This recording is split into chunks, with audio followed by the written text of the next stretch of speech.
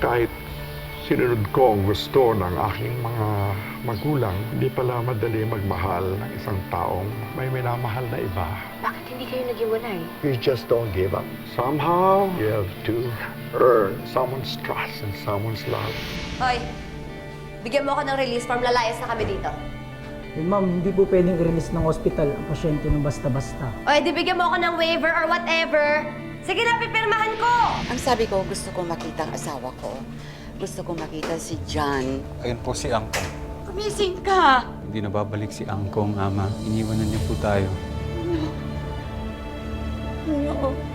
Hindi siya pwedeng mamatay. Gumising ka! Gumising ka!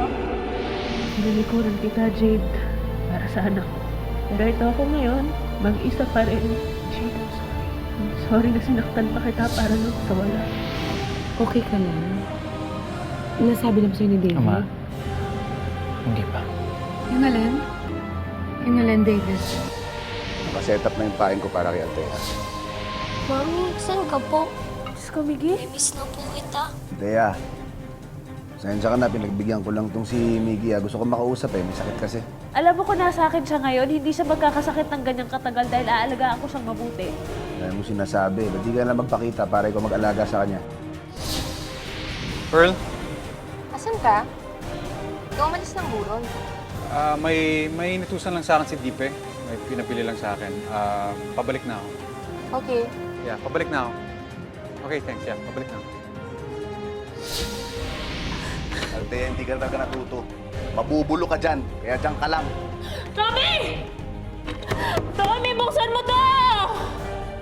Tommy, balik mo sa akin yung bata! Tommy! Buo lang desisyon ko. Huwag ngayon, huwag dito. No, Gabriel. Ayoko nang makisama sa katulad mo. Insensitive. You're a cheater, Gabriel. Ayoko na rin maging parte ng pamilyang ito. I want out. Hello, Bachi? Bakit ka tumatawag? Jade, kailangan nating sagipin si Althea. Sagipin? Bakit sagipin? Anong nangyari kay Althea? Nandiyan ba si Mr. Tanchinko? Ano kailangan sa kanya? Sino ka? Si Tommy, tao niya ako. Sige. Let's confront this. So, we had sex.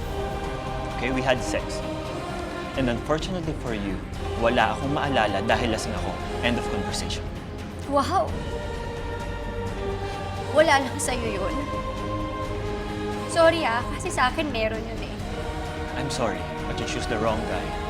Or maybe, you choose the wrong gay guy na maloloko mo. Sa tingin ko perfect yung naging choice mo. At sisiguraduhin ko sa'yo na may balls siya para pakasalan ka. Hello? Hello, David? Si Althea to. O bakit ka tumawag?